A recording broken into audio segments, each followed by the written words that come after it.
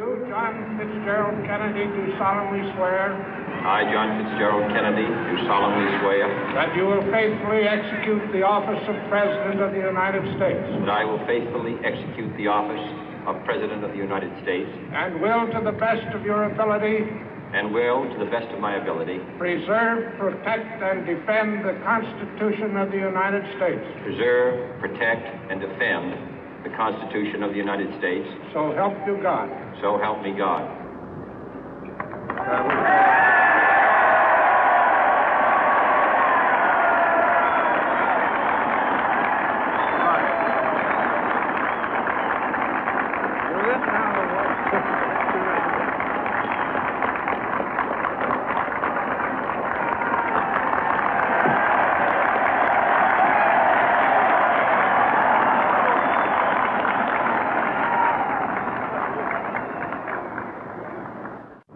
Vice President Johnson, Mr. Speaker, Mr. Chief Justice, President Eisenhower, Vice President Nixon, President Truman, Reverend clergy, fellow citizens. We observe today not a victory of party, but a celebration of freedom, symbolizing an end as well as a beginning, signifying renewal as well as change. For I have sworn before you and Almighty God the same solemn oath our forebears prescribed nearly a century and 3/4 ago. The world is very different now, for man holds in his mortal hands the power to abolish all forms of human poverty and all forms of human life. And yet the same revolutionary beliefs for which our forebears fought are still at issue around the globe.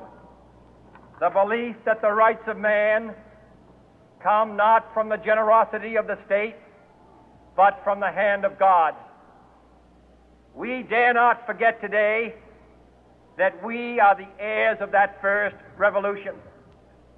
Let the word go forth from this time and place to friend and foe alike that the torch has been passed to a new generation of Americans born in this century, tempered by war, disciplined by a hard and bitter peace, proud of our ancient heritage, and unwilling to witness or permit the slow undoing of those human rights to which this nation has always been committed and to which we are committed today at home and around the world.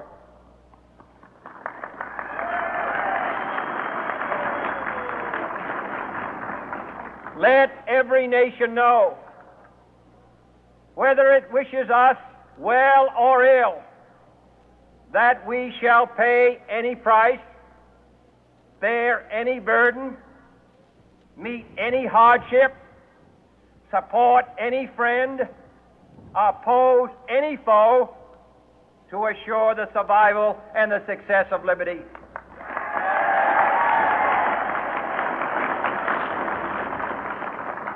This much we pledge and more. To those old allies whose cultural and spiritual origins we share, we pledge the loyalty of faithful friends. United, there is little we cannot do in a host of cooperative ventures. Divided, there is little we can do, for we dare not meet a powerful challenge at odds and split asunder. To those new states whom we welcome to the ranks of the free, we pledge our word that one form of colonial control shall not have passed away merely to be replaced by a far more iron tyranny. We shall not always expect to find them supporting our view, but we shall always hope to find them strongly supporting their own freedom, and to remember that in the past, those who foolishly sought power by riding the back of the tiger ended up inside.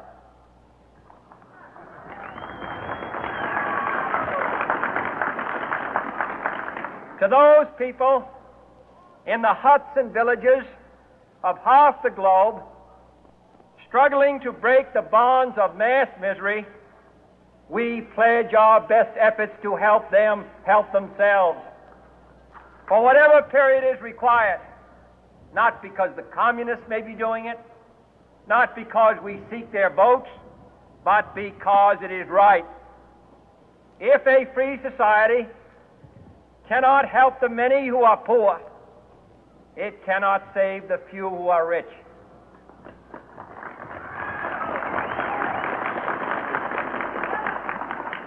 To our sister republics south of our border, we offer a special pledge to convert our good words into good deeds, in a new alliance for progress, to assist free men and free governments in casting off the chains of poverty. But this peaceful revolution of hope cannot become the prey of hostile powers. Let all our neighbors know that we shall join with them to oppose aggression or subversion anywhere in the Americas. And let every other power know that this hemisphere intends to remain the master of its own house.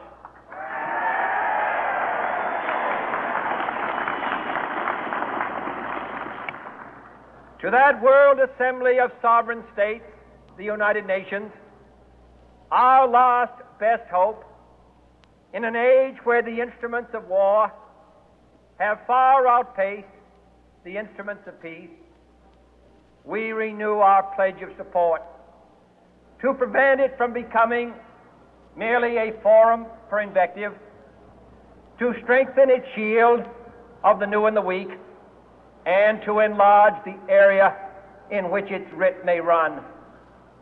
Finally, to those nations who would make themselves our adversary, we offer not a pledge, but a request that both sides begin anew the quest for peace.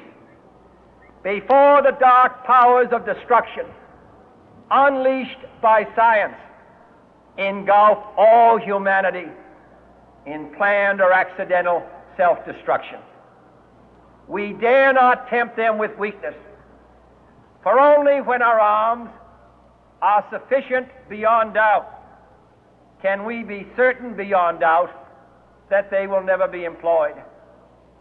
But neither can two great and powerful groups of nations take comfort from our present course, both sides overburdened by the cost of modern weapons, both rightly alarmed by the steady spread of the deadly atom, yet both racing to alter that uncertain balance of terror that stays the hand of mankind's final war.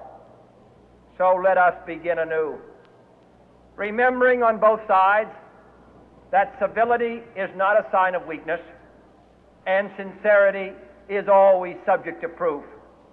Let us never negotiate out of fear, but let us never fear to negotiate.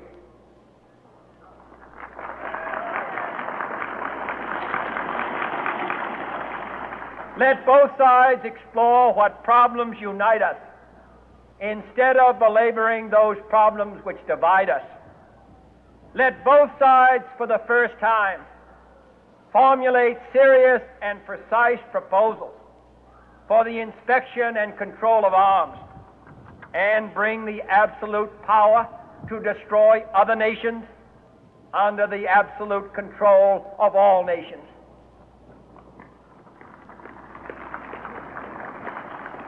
Let both sides seek to invoke the wonders of science instead of its terrors.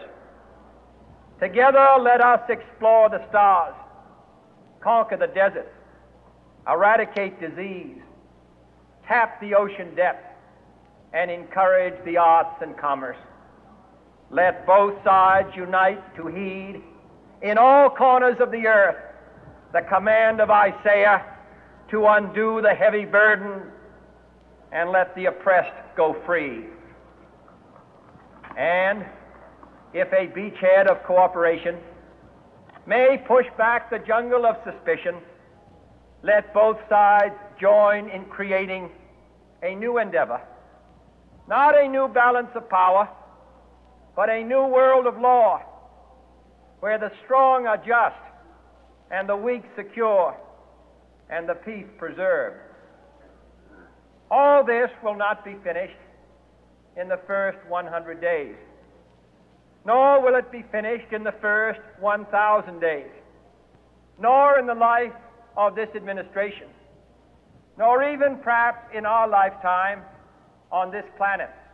But let us begin.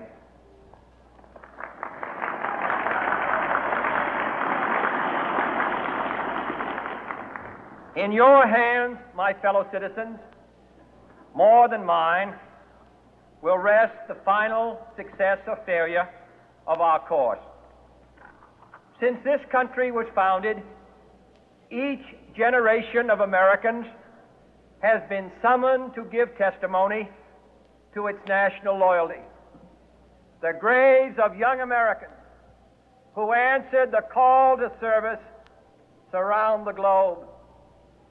Now the trumpet summons us again, not as a call to bear arms, though arms we need, not as a call to battle, though in battle we are, but a call to bear the burden of a long twilight struggle, year in and year out, rejoicing in hope, patient in tribulation, a struggle against the common enemies of man, tyranny, poverty, disease, and war itself. Can we forge against these enemies a grand and global alliance, north and south, east and west, that can assure a more fruitful life for all mankind? Will you join in that historic effort?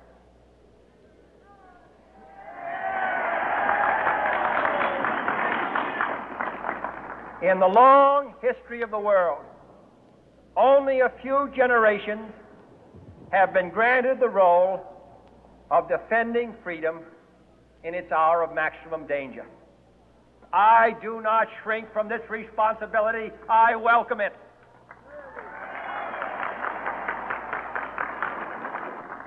I do not believe that any of us would exchange places with any other people or any other generation. The energy, the faith, the devotion which we bring to this endeavor will light our country and all who serve it. And the glow from that fire can truly light the world. And so, my fellow Americans, ask not what your country can do for you, ask what you can do for your country.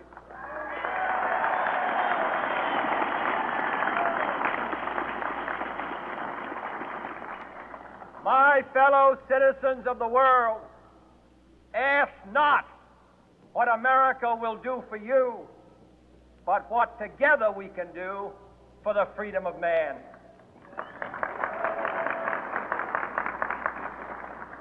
Finally, whether you are citizens of America or citizens of the world, ask of us here the same high standards